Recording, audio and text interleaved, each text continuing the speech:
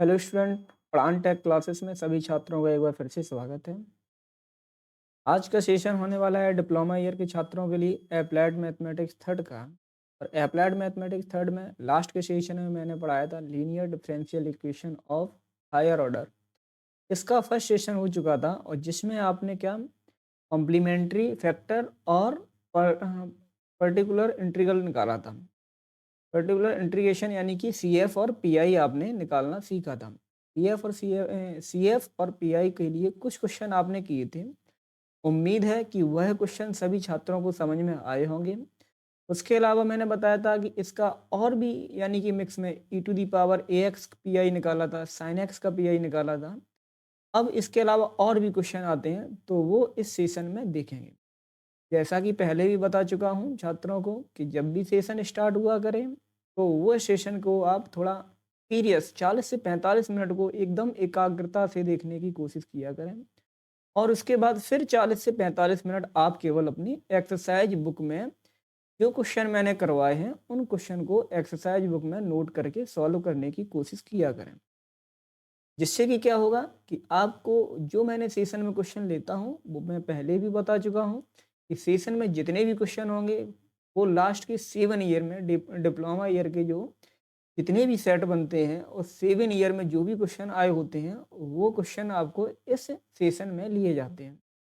तो उन्हीं से रिलेटेड ही आप अपनी एक्सरसाइज बुक से यदि एक्सरसाइज करते रहेंगे, प्रैक्टिस करते रहेंगे, केवल एक टाइप के एक या दो क्वेश्चन आप लगाते रहेंगे तो निश्चित ही है कि मैथमेटिक्स थर्ड का जितना भी आप सभी छात्रों को लग रहा होगा कि बहुत ही टफ है या मुझे नहीं समझ में आ रहा है, तो आप सेशन के बाद यदि उन क्वेश्चनों को लगाने की कोशिश करेंगे तो आपके जो भी डाउट होंगे वो आप स्वयं ही केवल ये वीडियो देखने के बाद ही क्लियर कर लेंगे।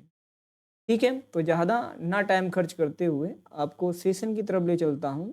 और जो उसका नेक्स्ट लेवल बचता है हायर डिफरेंशियल इक्वेशन का वो मैं इस सेशन में कंप्लीट करने की कोशिश करता हूँ। और जो भी क्वेश्चन अगर रहता है तो मैं जैसे पहले ही बता चुका हूँ छात्रों को कि वो मुझे कमेंट बॉक्स में क्वेश्चन को ज़रूर दिया करें जिससे कि मैं नेक्स्ट के सेशन में उन क्वेश्चनों को लगा सकूं और आपकी बेहतर तैयारी करने में थोड़ा सा योगदान दे सकूं। ठीक है, तो देखते हैं सेशन में। आपको क्वेश्चन दिया गया है डी क्यू प्लस का 1 y equal to e to the power x plus का 1 का होल स्क्वायर। तो आप सभी छात्रों को ये पता होगा कि इन क्वेश्चनों को मैं इस तरीके से भी लिखा मिल जाएगा आपको एग्जाम में। और जब इस तरीके का लिखा मिले तो आप बिल्कुल भी मत घबराना कि ये क्वेश्चन है क्या। E to the power x और ब्रैकेट में 1 sorry e to the power x plus का 1 का होल, ये आपका क्वेश्चन है। तरीके से भी हो सकता है, उसे मैं शॉर्ट में इस तरीके से लिख सकता हूँ। अब देखिए ये क्वेश्चन कैसे सॉल्व होगा हमें समझिए। तो इस क्वेश्चन के लिए पहले तो हम ऑक्सिलरी इक्वेशन निकालते हैं क्योंकि सबसे पहले हमें कॉम्प्लीमेंट्री फैक्टर यानी कि सी एफ निकालना पड़ेगा। और उसके लिए हम क्या पहले पूरी इक्वेशन को ऑक्सिलरी इक्वेशन बनाएंगे। और जब भी ऑक्सिलरी इक्वेशन बनते हैं तो हम क्या करते हैं, जो भी हमारा इक्वेशन दिया जाता है यानी फंक्शन डी के फॉर्म में दिया जाता था वह फंक्शन आपका एम के रूप में कन्वर्ट हो जाएगा और इक्वल में आ जाएगा 0। यहाँ से अगर मैं वैल्यू निकालूंगा तो आप ये समझेंगे कि एम एक ब्रैकेट में दूसरे ब्रैकेट में एम स्क्वायर माइनस का एम का 1 इक्वल टू 0। यानी कि फाइनली यहाँ से जो वैल्यू निकलेगी वो निकलेगी एम इक्वल टू -1 पहला ब्रैकेट। और दूसरा ब्रैकेट जो होगा वो होगा एम स्क्वायर माइनस का एम प्लस का 1 इक्वल टू 0। और इसमें लगेगा धराचार। धराचार में क्या है, यहाँ से निकालेंगे धराचार, आपको सभी को पता होना चाहिए। अगर नहीं पता तो मैं इक्वेशन का फॉर्मूला लिख देता हूँ। एम इक्वल टू क्या होगा, माइनस का बी प्लस माइनस का रूट में वी स्क्वायर माइनस का 4ac अपॉन 2a। ये इसका फॉर्मूला होगा। अब इसमें b की जगह जो वैल्यू होगी वो क्या है, b की जगह वैल्यू है माइनस का 1, फिर प्लस माइनस b की जगह है माइनस का 1 माइनस का 4, a की जगह वैल्यू है 1 और c की जगह वैल्यू है 1 अपॉन 2a की जगह वैल्यू। तो यहाँ से जो m की वैल्यू निकलेगी वो m की वैल्यू निकलेगी क्या, 1 प्लस माइनस रूट के अंदर 1 माइनस का 4 अपॉन 2, यानी कि फाइनली मैं कहूँगा कि m इक्वल टू जो निकला है 1 प्लस माइनस का रूट 3 अपॉन 2, यानी m इक्वल टू जो मैं कहूँगा वो कहूँगा प्लस माइनस का रूट 3i अपॉन 2। ये m की वैल्यू निकलती, ठीक है। इसे और अगर सही से लिखना चाहूँगा तो क्या लिखेगा, m इक्वल टू आएगा 1/2 प्लस माइनस का रूट 3/2, ये m की वैल्यू आती है, ठीक है। अब इस m की जब वैल्यू निकल आती है तो आप सभी छात्रों को पता है m की वैल्यू निकालने पर हमें कॉम्प्लीमेंट्री फैक्टर मिलता है CF इक्वल टू क्या निकलेगा, C1 e to the power, पहले क्या थी m की वैल्यू, पहली हमारी निकली थी m equal to -1 e to the power minus का x, फिर प्लस का, फिर क्या होगा, फिर होगा e to the power half और ब्रैकेट के अंदर होगा C2 cos half x root 3/2 x plus का C3 साइन रूट 3/2 x। ये हमारा CF निकला।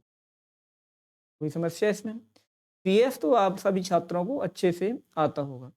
बात आती है पार्टिकुलर इंटीग्रल की, और वो PI हमारा वो कैसे निकलेगा, मैंने बताया था कि PI निकालने के लिए आप वो GX अपॉन FD, और ये GX फंक्शन हमारा क्या है, GX फंक्शन हमारा जो राइट साइड में इक्वेशन में दिया जाता था, और राइट साइड में हमारा इक्वेशन क्या दिया गया, e to the power x plus 1 का होल वर्ग दिया गया, तो ये हमारा GX हो गया, यानी कि क्या हो गया, e to the power x plus 1 e to the power x plus 1 का होल स्क्वायर, और FD हमारा क्या था, फंक्शन D जो था हमारा वो था DQ प्लस का। तो यहाँ से जो हम देखेंगे वो PI की जो वैल्यू निकलेगी वो, इसे e to the power x को अगर मैं ब्रेक करूँ तो क्या होगा, e to the power 2x plus का 2 e to the power x plus का 1 अपॉन नीचे क्या होगा PQ प्लस का, और इसे मैं अगर सॉल्व करूं तो आपको और अलग अलग कर दूं, e to the power 2x upon PQ plus का 1 प्लस का 2 e to the power x upon PQ plus 1 plus का 1 अपॉन PQ प्लस का। अगर मैं ये देखो थोड़ा चेंजमेंट करूं, यदि ये 1 की जगह, इस 1 की जगह यदि मैं e टू दी पावर 0 लिख दूं तो कोई समस्या, ठीक है।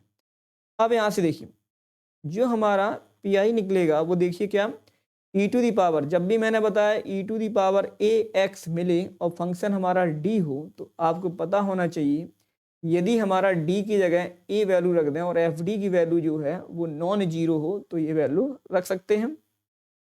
तो यहाँ पे क्या होगा, e to the power 2x, 2 अगर वैल्यू रख दूं तो क्या होगा, 2 का क्यूब प्लस का 1। सेम कंडीशन यहाँ पे भी e to the power x upon 1 का क्यूब प्लस का 1, यहाँ होगा e to the power 0 upon 0 का क्यूब प्लस का 1। अब बताइए इसे मैं सॉल्व करता हूँ तो यहाँ से जो फाइनली रिजल्ट बनेगा वो क्या होगा, वो होगा PI is equal to e to the power 2x, क्या मैं ऐसे 9 लिखूंगा, 2 into e to the power x upon 2 लिखूंगा और प्लस का 1 होगा, 2 से 2 ब्रेक हो गया तो हमारा PI इक्वल टू जो वैल्यू आती है e to the power 2x upon 9 plus का e to the power x plus का। अब हमारा कंप्लीट यानी कि इसका सॉल्यूशन क्या होगा, तो कंप्लीट सॉल्यूशन जो होगा वो देखते हैं, वो होगा y इक्वल टू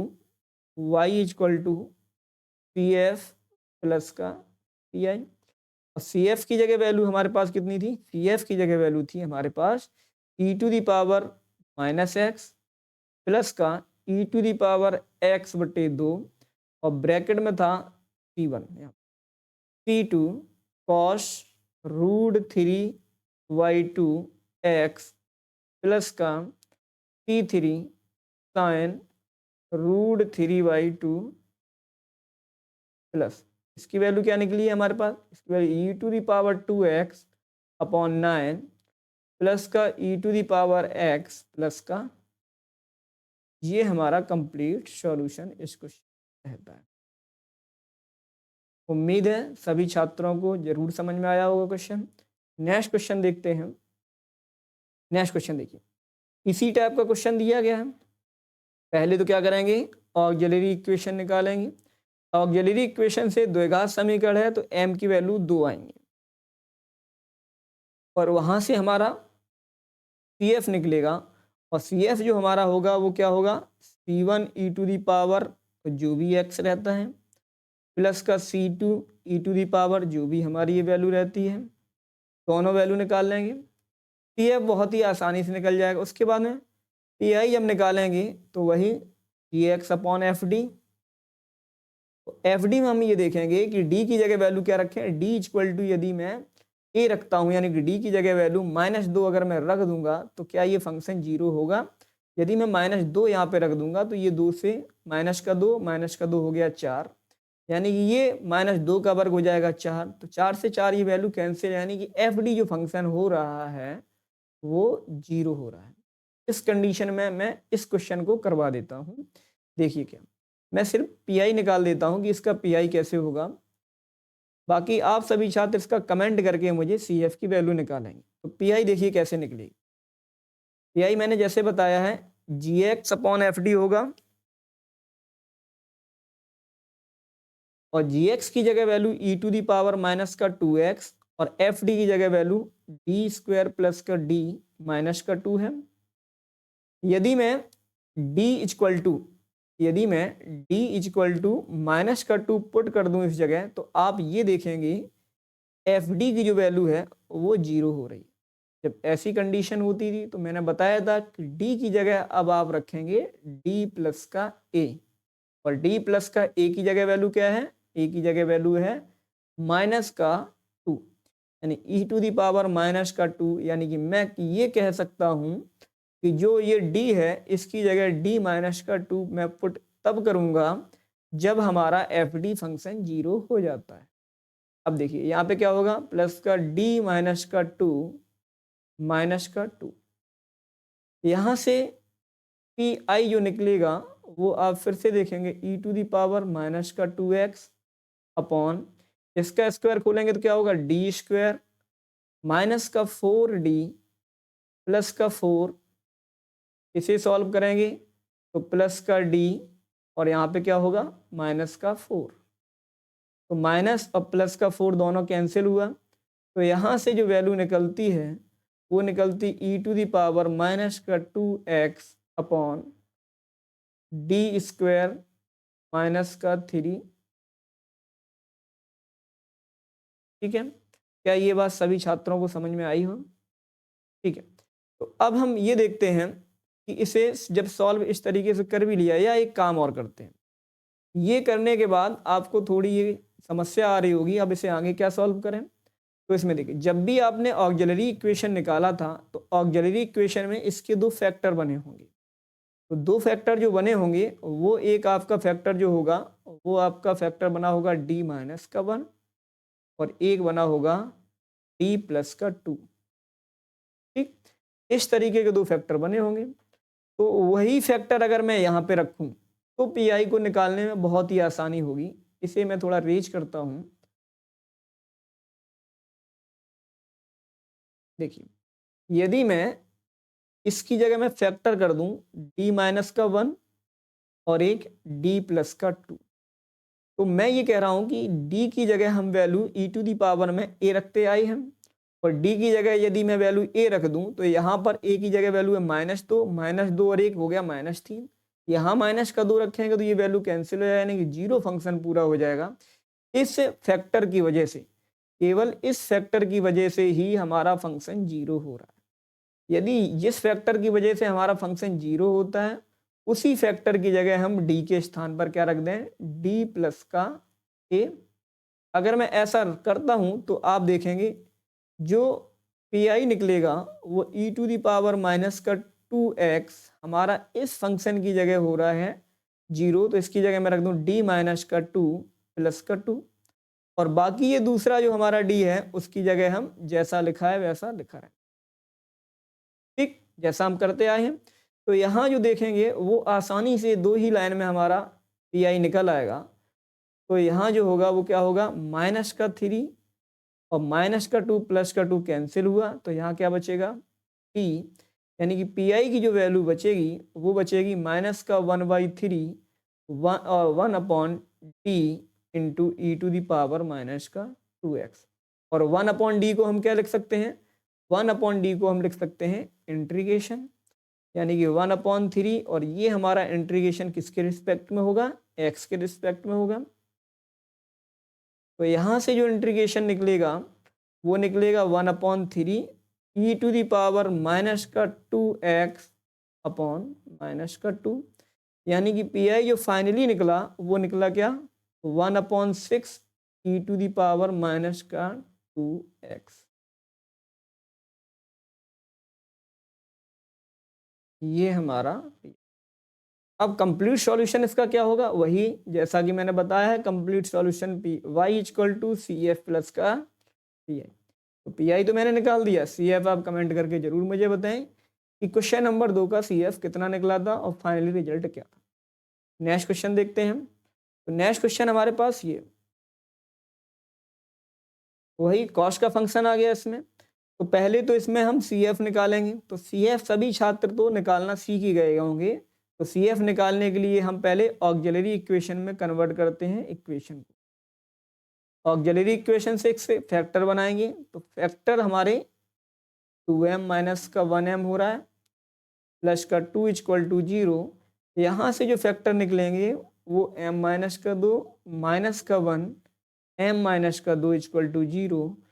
फाइनली जो आया ब्रैकेट में, एक ब्रैकेट में m माइनस 2, दूसरे में m माइनस 1 इक्वल टू 0, यानी कि m की दो वैल्यू आई, एक 1 और एक 2। तो यहाँ से सी एफ बड़ा ही आसानी से निकल गया, c1 e to the power x plus का c2 E to the power 2x। हमें अब निकालना क्या है, हमें निकालना है पी आई, और पी आई हमने जैसे बताया क्या होगा, जी एक्स अपॉन एफ डी, और एफ डी हम देखेंगे क्या है, एफ डी जो हमारे पास है वो हमारा है जी एक्स पहले cos 3x upon F D जो फंक्शन है हमारे पास, यानी कि function D, D square minus का 3d प्लस का 2। अब देखिए कॉस के लिए आपने पढ़ा है, कॉस के लिए क्या करते हैं, कॉस के लिए जो भी फंक्शन होता है मैंने बताया है, यदि फंक्शन एफ डी है और इक्वल टू हमारा कॉस ए एक्स है या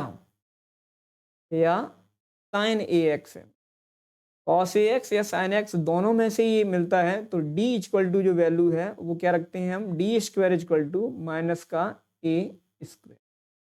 ये मैंने पढ़ा है। तो यहाँ पे देखिए पी आई जो निकलेगा वो निकलेगा कॉस 3x, क्या मैं इसकी जगह क्या रखूंगा, डी स्क्वायर की जगह माइनस का 3 का स्क्वायर माइनस का ये जैसा लिखा है लिखा रहने दें प्लस का 2। तो पी आई की जो वैल्यू निकलेगी वो निकलेगी कॉस 3x अपॉन यहाँ कितना होगा माइनस का 9 माइनस का 3d प्लस का 2, यानी कि मैं इसे कह सकता हूँ कि जो पी आई इक्वल टू होगा वो होगा कॉस 3x अपॉन माइनस का 3d और कितना होगा माइनस का 7। इस तरीके से होगा। यदि मैं इससे माइनस कॉमन ले लूँ, माइनस कॉमन पर हमारा क्या आएगा cos 3x upon minus common आ गया तो यहाँ हुआ 3d प्लस का 7। और ये अगर मैं अब इसे और सॉल्व अगर करूँगा तो हर का परमेयीकरण कर दूँ, तो हर का परमेयीकरण क्या होगा 3d प्लस का 7, सॉरी माइनस का 7 का ऊपर मल्टीपल और 3d माइनस 7 का नीचे। जब ऐसा करूँगा तो यहाँ से पी आई की जो वैल्यू आएगी वो आएगी क्या, इसे मैं लिख सकता हूँ 3d प्लस का 7 और यहाँ होगा कॉस 3x अपॉन यहाँ होगा 3d का स्क्वायर पहले ब्रैकेट में माइनस का 7 का ब्रैकेट स्क्वायर दूसरे ब्रैकेट। तो कैसे मैं माइनस कर दूं? अब देखिए यहाँ जो फाइनली बचेगा पी आई, वो क्या बचेगा वो देखिए। पी आई की जो वैल्यू बचेगी वो 3D का अगर मैं अंदर कॉस का मल्टीपल कर दूं तो क्या होगा? कॉस 3x प्लस का 7 कॉस 3x अपॉन नीचे क्या होगा? नीचे होगा 9d स्क्वायर माइनस का 49। क्या मैं पहले ही देख चुका हूं जहां डी स्क्वायर होगा कॉस के फंक्शन में वहां हम वैल्यू माइनस का 3 का स्क्वायर रखते आए हैं, तो ये डी स्क्वायर की जगह वैल्यू रखूंगा। और इस डी का मतलब आप पहले से ही समझते हैं कि डी का मतलब डी अपॉन डी एक्स है अगर एक्स के टर्म में है तो इसकी जगह क्या होगा? 3 dx मतलब कॉस का अवकलन। कॉस का अवकलन यहाँ पे क्या होगा? माइनस का साइन 3x और फिर 3x का फिर से होगा अवकलन, तो 3x का होगा तो क्या होगा? 3 और ये प्लस का 7 cos 3x जैसा लिखा है वैसा लिखा रहेगा अपॉन। और इस डी स्क्वायर की जगह वैल्यू क्या रखूंगा? डी स्क्वायर की वैल्यू लिखूंगा माइनस का 3 का स्क्वायर यानी कि माइनस का 49, ये जैसा लिखा है। देखिए नेक्स्ट पेज ले लेता हूं। तो यहाँ जो फाइनली रिजल्ट बना पी आई का वो बना है हमारे पास माइनस का 9 साइन 3x माइनस का 9 साइन 3x और क्या बना? और बचा हमारे पास प्लस का 7 कॉस एक्स प्लस का 7 कॉस 3x। नीचे क्या रहेगा? नीचे रहेगा हमारे पास 9 और 3 का वर्ग यानी कि 9 स्क्वायर 9 हो जाएगा और 9 9 जा कितना होगा हमारे पास? 81 माइनस का 49। तो जो finally P I equal to आया माइनस का 9 साइन 3x प्लस का 7 कॉस 3x और यहाँ कितना हुआ? यहाँ हुआ आपका माइनस का 130। चाहो तो अगर मैं 130 को कॉमन ले लूँ, माइनस का ऊपर से कॉमन ले लूँ तो यहाँ आएगा 9 साइन 3x माइनस का 7 कॉस 3x अपॉन माइनस का 130। माइनस से माइनस कैंसिल, पी आई की जो वैल्यू निकली है वो निकली है 9 साइन 3x माइनस का 7 कॉस 3x अपॉन 130। ठीक है। अब जो हमारा कंप्लीट सॉल्यूशन होगा वो कंप्लीट सॉल्यूशन क्या है? y equal to C F plus का पी आई और सी एफ की जगह वैल्यू आपके पास कितनी थी? सी एफ की जगह वैल्यू हमारे पास ये निकली थी। तो हमारे पास C1 e to the power x plus का C2 e to the power 2x plus का पी आई की जगह वैल्यू जो है वो कितनी है? 9 साइन 3x माइनस का 7 कॉस 3x अपॉन 130।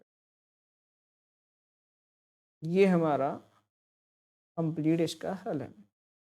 उम्मीद है सभी छात्रों को ये क्वेश्चन समझ में आया होगा। फिर से आप बैक एक बार देखेंगे तो ये निश्चित ही समझ में आ जाएगा।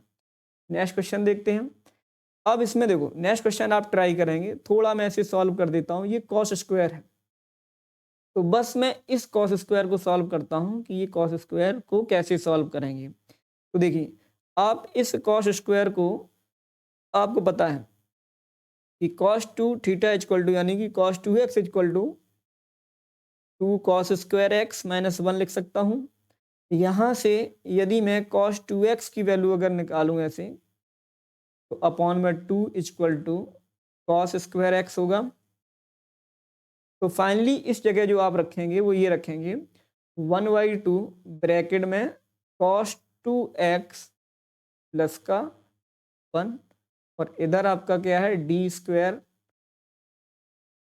लिख सकते हैं ना, कोई समस्या नहीं होगी इसमें। अब देखिए अब आपको ऑक्सिलरी इक्वेशन बना के CF तो निकाल लेंगे, कम्प्लीमेंट्री फैक्टर तो निकाल लेंगे। PI के लिए क्या करेंगे, GX की जगह ये पूरा होगा, GX की जगह अगर ये पूरा होगा तो GX की जगह आप cos 2x प्लस का 1 अपॉन डी स्क्वायर माइनस 4 लिखेंगे और बाहर क्या होगा 1/2। 1/2 जैसा लिखा है लिखा रहने देंगे। 1/2 इसे मैं अलग अलग कर लूँ तो अलग अलग क्या होगा cos 2x upon D square by 4। फिर यहाँ पे क्या होगा प्लस का 1 अपॉन 1 की जगह क्या मैं e⁻0 लिख सकता हूँ और डी स्क्वायर माइनस का 4।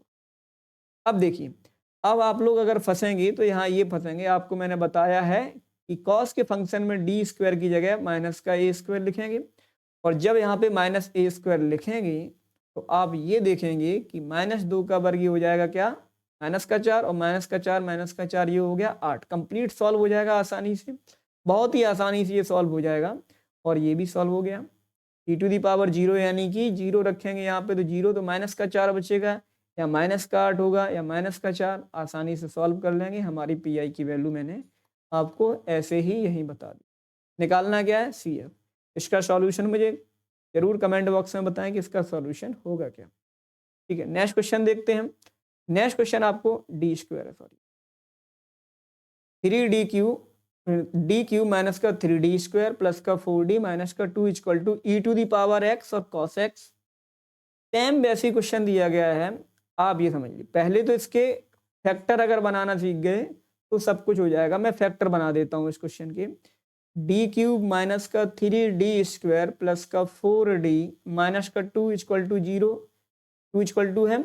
इसे मैं ऑक्सिलरी इक्वेशन में अगर मैं बनाऊंगा तो ऑक्सिलरी इक्वेशन जो हमारी होगी वो क्या होगी m³ 3m स्क्वायर प्लस का 4m माइनस का 2 इक्वल टू 0, यही होगा।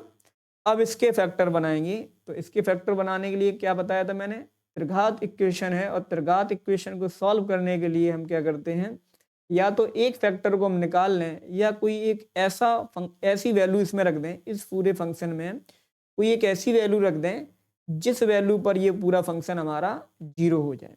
कोई भी वैल्यू एक रख दें, उस पर अगर ये पूरा फंक्शन हमारा 0 हो जाता है, पूरी इक्वेशन हमारी 0 हो जाती है, तो वो हमारा एक इसका फैक्टर होगा। तो हम अगर 0 से रखना स्टार्ट करते हैं नंबर से, तो 0 पे रखने पर ये लेफ्ट और राइट 0 इक्वल नहीं होगा। अगर मैं 0 के बाद 1 रखता हूं तो 1 रखने पर आप ये देखेंगे तो ये 1 और ये 1 यानी कि यहाँ सबकी जगह 1 रख दिया जाएगा प्लस का, तो ये प्लस का 1, ये माइनस का 3 यानी कि माइनस का 2 बचेगा और ये प्लस का 4 यानी कि बचेगा प्लस का 2 और प्लस का 2 और माइनस का 2 इक्वल 0।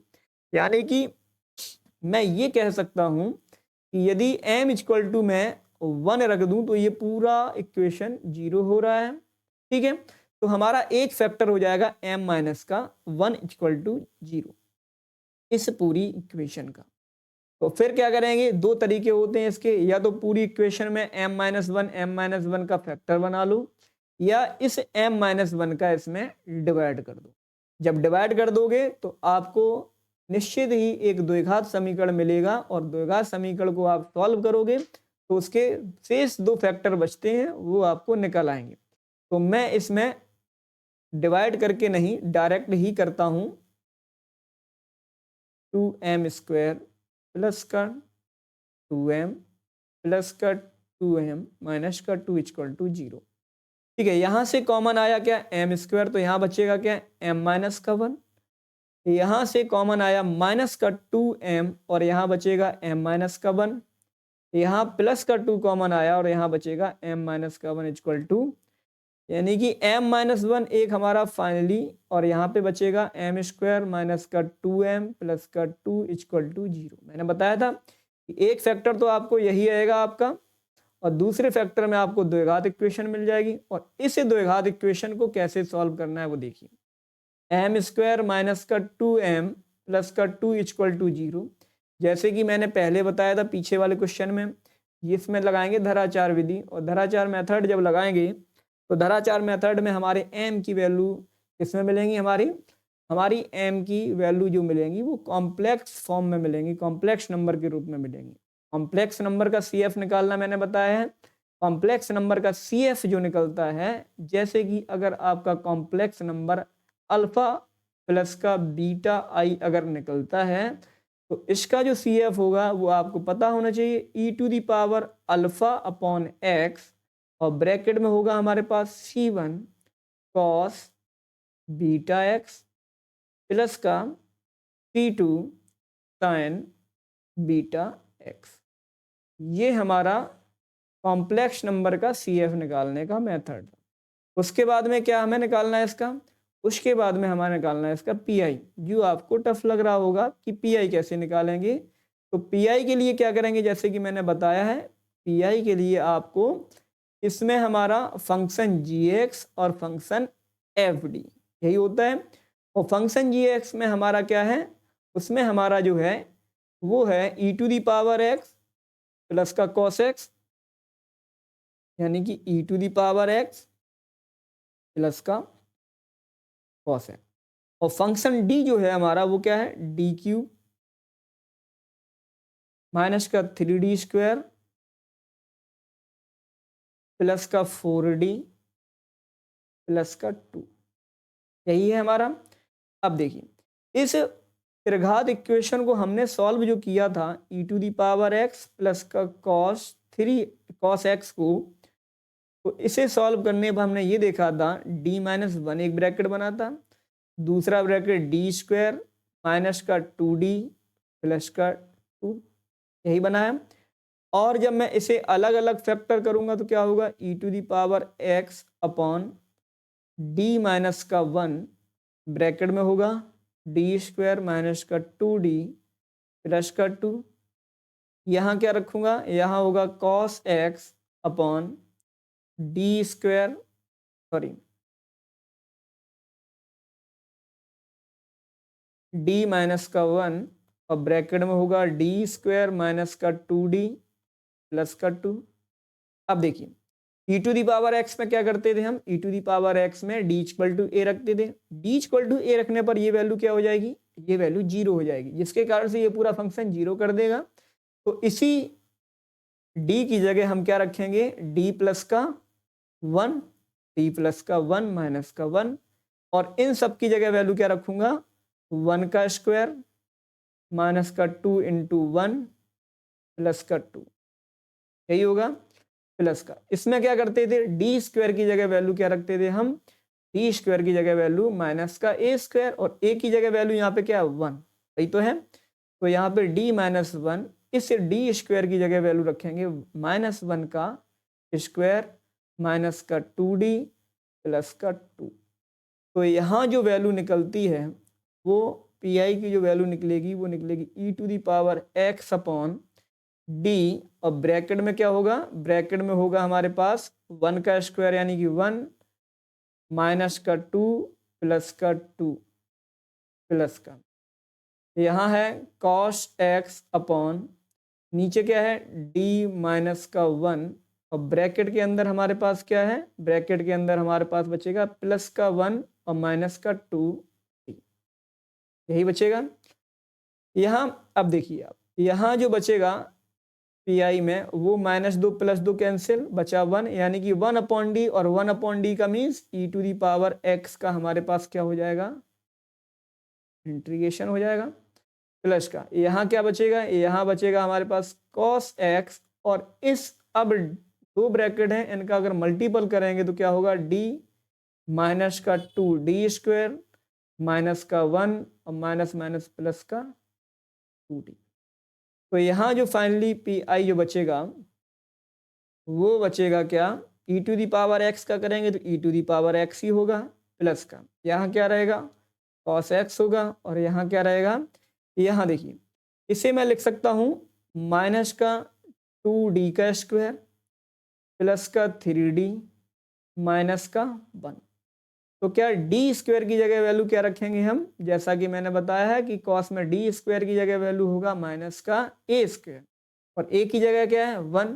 तो यहाँ जो पी आई जो निकलेगा वो पी आई जो निकलेगा क्या होगा, e to the power x plus का cos x, और इस D की जगह जो वैल्यू होगी वो D² की जगह वैल्यू माइनस का 1 का स्क्वायर प्लस का 3D माइनस का 1।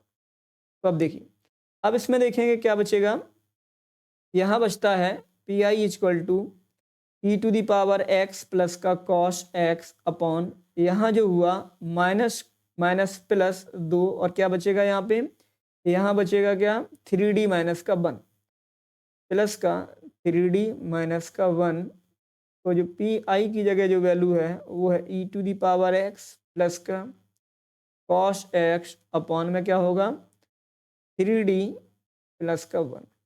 तो अब इसे सॉल्व कैसे करेंगे, इसे सॉल्व कैसे करेंगे कि इसका हर का परमेयकरण कर दें। हर का परमेयकरण करेंगे तो क्या होगा, हर का परमेयकरण करने पर हमें पी आई की जो वैल्यू मिलेगी वो e to the power x, यहाँ होगा 3d माइनस का 1 कॉस एक्स अपॉन 3d का स्क्वायर यानी क्या कर सकता हूँ 9d का स्क्वायर माइनस का 1। तो जो पी आई इक्वल टू जो होगा वो e to the power x plus का 3d कॉस एक्स माइनस का कॉस एक्स अपॉन, अब डी स्क्वायर की जगह वैल्यू जैसे रखते आए हैं -1 का स्क्वायर। तो यानी कि फाइनली जो यहाँ बचेगा ई टू दी पावर एक्स और 3 इसका क्या होगा माइनस का साइन एक्स और माइनस का कॉस एक्स अपॉन यहाँ क्या होगा माइनस का 9 माइनस का 1। तो पी आई इक्वल टू जो निकला है वो e to the power x, यहाँ होगा माइनस का अगर कॉमन ले लें या माइनस का अगर कॉमन ले लेंगे तो यहाँ बचेगा 3 साइन एक्स प्लस का कॉस एक्स और यहाँ अपॉन में माइनस का 10। तो माइनस से माइनस दोनों वैल्यू कैंसिल। तो अब पी आई फाइनल रिजल्ट निकला है e to the power x 3 sine x plus का कॉस एक्स अपॉन 10। ये पी आई की वैल्यू फाइनली निकली है। ठीक है, समझ में आया होगा सभी छात्रों को। अब हमें चाहिए क्या, हमें चाहिए कंप्लीट सॉल्यूशन और वो क्या होगा y equal to C F plus का पी आई की वैल्यू आप ये रख देंगे, सी एफ की वैल्यू ये रख देंगे, तो ये आपका होगा आंसर। ठीक है, नेक्स्ट क्वेश्चन देखते हैं।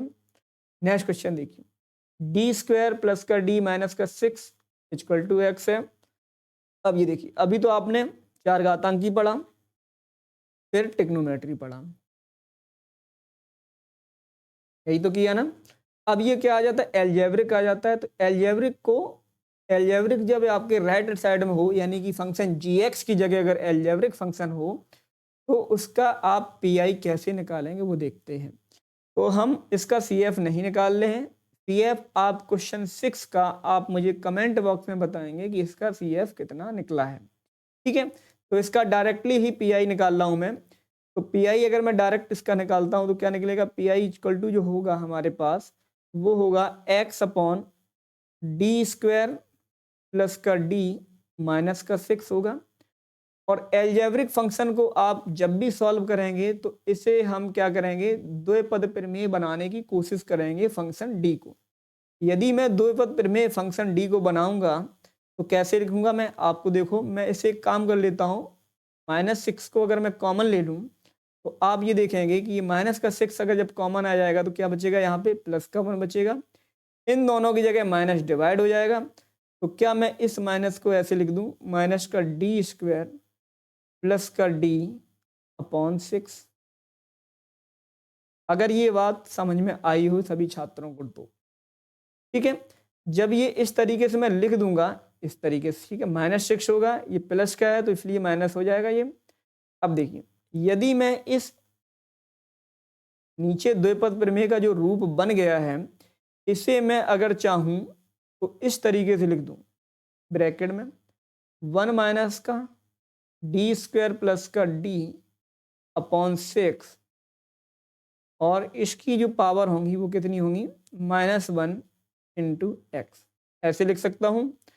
और अब आप देखेंगे कि इस द्विपद प्रमेय का प्रसार कहां तक करना है।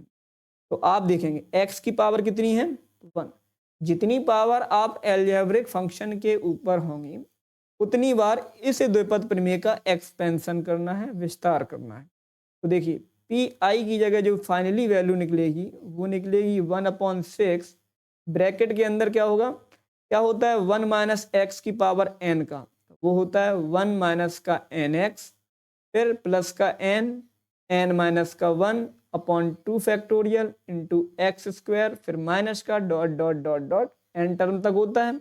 मैंने बोला कि एल्जेब्रिक फंक्शन के अंदर जितनी भी पावर होती हैं उतनी बार इसका एक्सपेंशन करेंगे तो एक है पावर, तो यहाँ तक इसका एक्सपेंशन करेंगे तो क्या होगा 1 माइनस का, यहाँ पे होगा माइनस का n और x की जगह वैल्यू होगी हमारे पास डी स्क्वायर प्लस का d/6, ये होगी x की जगह वैल्यू और इनटू क्या है x। तो यहाँ से पी आई की जगह जो वैल्यू आएगी वो आएगी क्या 1/6, ब्रैकेट के अंदर जो होगा वो क्या होगा 1 माइनस माइनस प्लस का, यहाँ मैं ऐसे लिख दूँ d²/6 प्लस का d/6 और बाहर क्या रहेगा x। क्या अगर मैं इस x का मल्टीपल कर दूं इस पूरे ब्रैकेट के अंदर तो आप ये देखेंगे क्या होगा, यहाँ पे x होगा, क्या यहाँ पे 1/6 d² इंटू एक्स होगा, यहाँ क्या होगा 1/6 क्या d इंटू एक्स होगा। आप ये देख पा रहे होंगे कि d का मीन्स मैंने बताया था कि d का मीन्स d/dx होता है, x के रिस्पेक्ट में अवकलन होता है।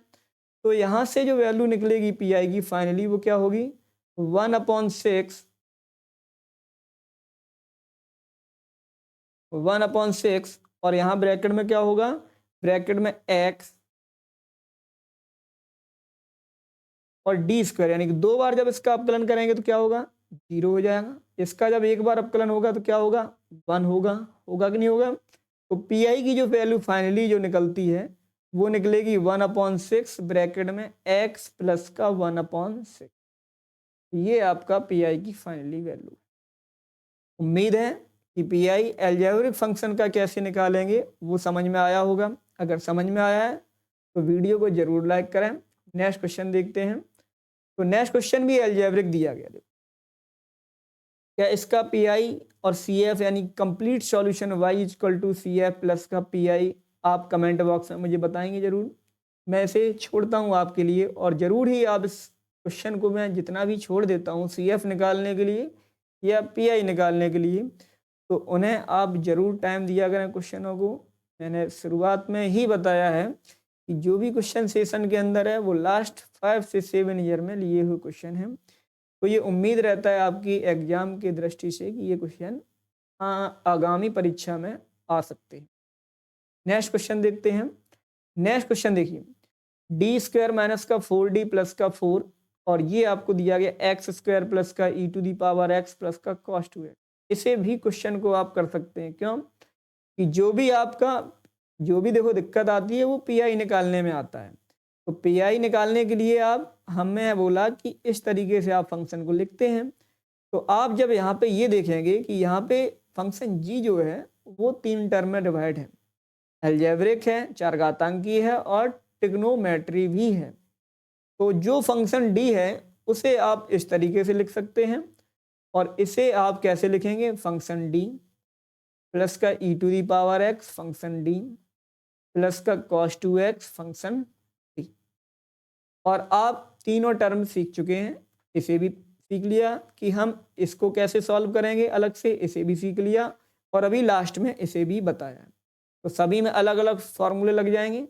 उम्मीद है कि ये क्वेश्चन सभी छात्र जरूर ट्राई करेंगे और इसे सॉल्यूशन करके जरूर मुझे बताएंगे क्वेश्चन नंबर 8 का सॉल्यूशन है क्या। कमेंट करने में ज़्यादा वक्त नहीं लगता है, ज़्यादा से ज़्यादा आप 30 से 35 सेकंड के अंदर क्वेश्चन लिख के आप कमेंट कर सकते हैं, जिससे कि मुझे पता रहता है कि सेशन के अंदर जो भी हमने महत्वपूर्ण क्वेश्चन लिए हैं उन्हें छात्रों ने ट्राई किया है कि नहीं किया है। नेक्स्ट क्वेश्चन देखते हैं। नेक्स्ट क्वेश्चन देखो दिया गया है d² प्लस का d माइनस का 2, उसमें भी फंक्शन gx जो दिया गया वो क्या दिया गया है x प्लस का sin x दिया गया है। तो क्या इसे सॉल्व नहीं कर पाएंगे, सभी छात्र आसानी से कर लेंगे। तो क्या करेंगे x/fd प्लस का sin x/fd, यही करेंगे ना। जब ऐसा करेंगे तो x के लिए आपको क्या पता है fd को बनाना है द्विपद प्रमेय में, बायनॉमियल थ्योरम में कन्वर्ट करना है और इसके लिए क्या करेंगे d² माइनस का a² रखेंगे, यही रखेंगे ना, d² की जगह माइनस का a² पुट करेंगे तो कर लेंगे इसे क्वेश्चन। नेक्स्ट क्वेश्चन देखते हैं हम।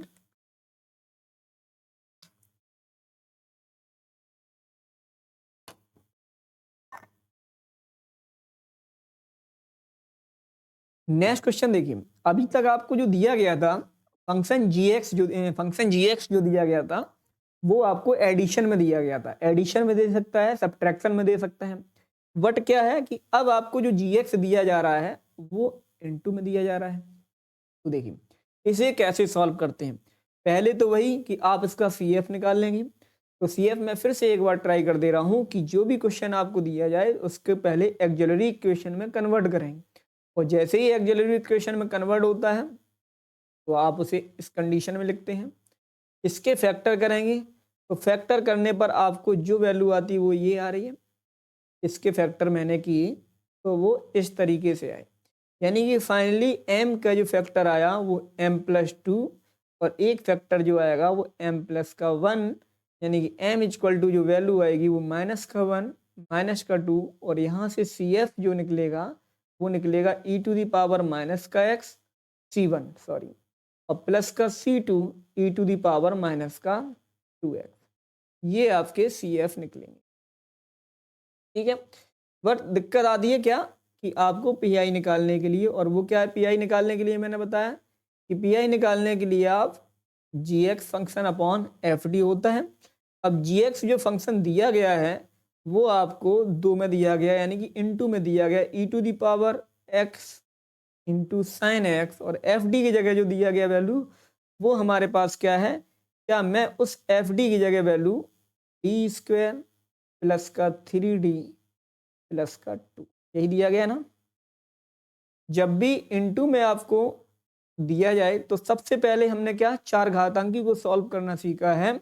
तो चार घातांकी पद को क्या करते थे कि जहां पर भी आपका डी होता था उस जगह हम ए पुट कर देते थे, और ए पुट करने पर हमें एफडी फंक्शन ये चेक करते थे कि एफडी फंक्शन कहीं जीरो तो नहीं आ रहा है, जब हमने केवल चार घातांकी में फंक्शन जी एक्स होता था तब। अब यहाँ इनटू में है तो जब भी इनटू में क्वेश्चन मिला करें तो आप चार घातांके के लिए d equal to D plus a जो पुट करते थे जब function F D equal to 0 होता था वही फंक्शन पुट करेंगे यहाँ पे। तो यहाँ जो होगा वो e⁻x into sine x upon इसकी जगह क्या करेंगे d प्लस का a इसका वर्ग प्लस का 3d प्लस का a प्लस का 2। इस फंक्शन को हमने सॉल्व किया चार घातांकी को। चार घातांकी को क्या लिखा d इक्वल टू a। ये कब करते थे जब हम केवल चार घातांकी फंक्शन होता था gx में, तब ये करते थे जब एफ डी इक्वल टू 0 होता था। बट अब कहाँ करेंगे जब ये किसी ट्रिग्नोमेट्री के साथ, एल्जेब्रिक के साथ या लॉगरिथम के साथ अगर इसका इनटू में होगा तब इसे क्या करेंगे d के स्थान पर d प्लस ए रख देंगे। तो हमने जब ये सॉल्व कर लिया इसकी वैल्यू पुट कर दी तो इसे हमने अलग लिख दिया, यानी कि अब मुझे e⁻x को अप्लाई नहीं करना है। क्यों कि मैं इसे अब एक बार अप्लाई कर चुका हूं। तो जब इसे अप्लाई करूंगा तो क्या होगा d² प्लस का 2d प्लस का 2 सॉरी 1 प्लस का 1 प्लस का 3d प्लस का 3 प्लस का 2। तो यहाँ से पीआई की जो वैल्यू निकलेगी वो e⁻x साइन एक्स, इसका सॉल्यूशन जो हुआ वो d², यहाँ पे हुआ प्लस का 5d और यहाँ हुआ प्लस का 6, ऐसे ही होगा। अब बताइए साइन के लिए क्या करते थे, साइन के लिए d² की जगह माइनस का a² लिखते थे, यानी कि साइन के लिए जो वैल्यू मैं पुट करता था यहाँ पे d² इक्वल टू यहाँ रखूंगा -1 का स्क्वायर। तो यहाँ से जो पीआई की वैल्यू निकलेगी फाइनली वो निकलेगी e⁻x into sine x upon -1 का स्क्वायर प्लस का 5d प्लस का 6। अब आप ये देखेंगे कि यहाँ जो बचेगा वो क्या बचा है e⁻x into sine x upon नीचे बचेगा 5d प्लस का 5, यही बचेगा।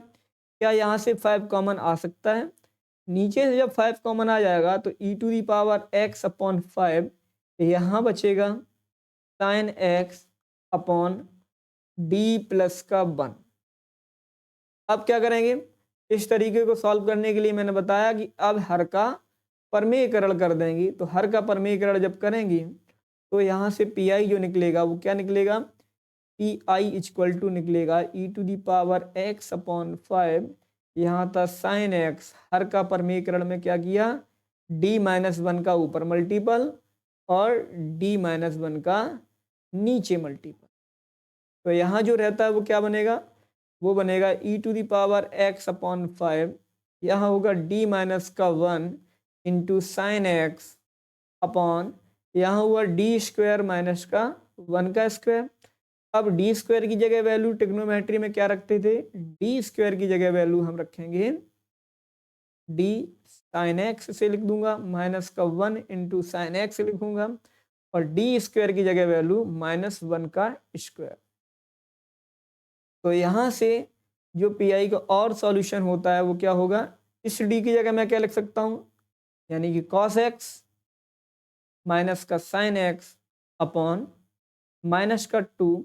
तो फाइनली मैं पी आई का फाइनल रिजल्ट में लिखता हूँ एक ही बार में, पी आई इक्वल टू जो होगा माइनस का e to the power x upon 10, और यहाँ होगा ब्रैकेट में कॉस एक्स माइनस का साइन एक्स।